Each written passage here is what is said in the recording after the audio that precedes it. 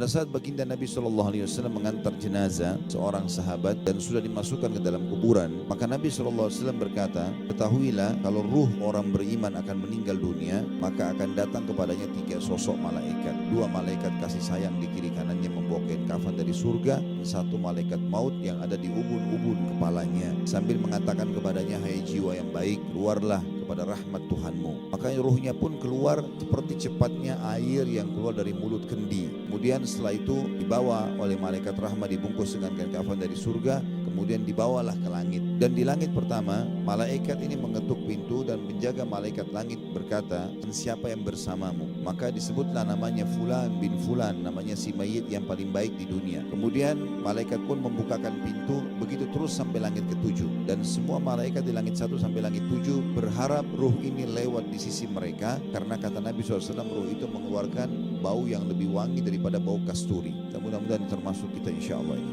Kemudian terdengar suara dari langit mengatakan, catatkan hambaku ini termasuk penghuni surga. Ya Allah berfirman, dan kembalikan dia di dunia, di sana saya ciptakan, di sana pula saya akan bangkitkan. Maka ruhnya diturunkan bersamaan jasadnya diantar di dalam liang lahat. Kemudian setelah itu 3 langkah mereka jalan, dia masih bisa mendengarkan suara sendalnya. Dan setelah itu datang malaikat mendudukkan dia lalu menanyakan pertanyaan yang sudah masyhur, siapa Tuhanmu, siapa nabimu, apa kitabmu. Kemudian dibukakanlah bagi dia. Setelah itu dia jawab, lalu dibukakan bagi dia pintu neraka. Dia ketakutan melihat neraka tersebut, tetapi malaikat mengatakan, lihatlah dari apa Allah haramkan dirimu. Nah, kau beramal saleh beriman, maka tidak jadi masuk di sini. Ditutup, dibuka pintu surga dengan segala macam fasilitasnya. Dia pun kagum. Maka malaikat berkata, ini tempat kamu sekarang. Lalu dia berdoa mengatakan, ya Allah cepatkan waktu karena aku ingin masuk ke dalam surgaku. Lalu datang di sebelahnya orang yang tampan, yang wangi, yang bersih, dan dia kagum melihat orang itu. Maka dia mengatakan, saya amal soleh yang akan menemani kau sampai hari kiamat. Lalu terdengar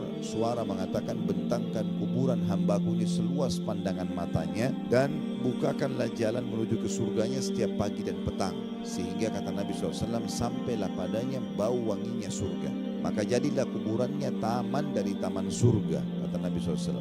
Kalau orang fasik atau orang kafir sebaliknya, akan datang kepadanya sosok malaikat 3, di kiri kanannya malaikat penyiksa, di kubur kepalanya malaikat maut yang mengatakan, hai jiwa yang busuk, keluarlah kepada murka Tuhanmu. Lalu ruhnya tidak mau keluar, berantakan di tubuhnya. Kata Nabi SAW, lalu malaikat menarik dengan keras dari ubun-ubun kepala, seakan-akan bulu domba yang dibasahkan lalu dililitkan di pohon berduri dan ditarik dengan keras sehingga berantakanlah bulu domba tersebut.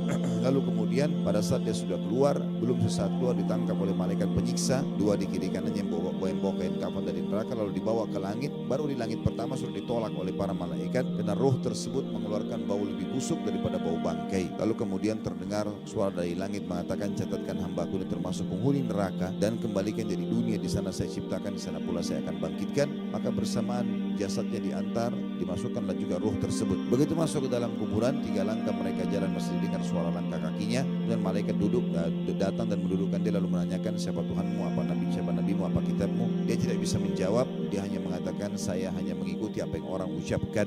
Maka dibukakan baginya pintu surga, dia kagum, dia suka. Malaikat bilang, lihat dari apa kamu haramkan dirimu sendiri. Lalu kemudian dibukakan pintu neraka dan dikatakan, ini tempat kamu sekarang, tidak ada lagi tempat lari selainnya.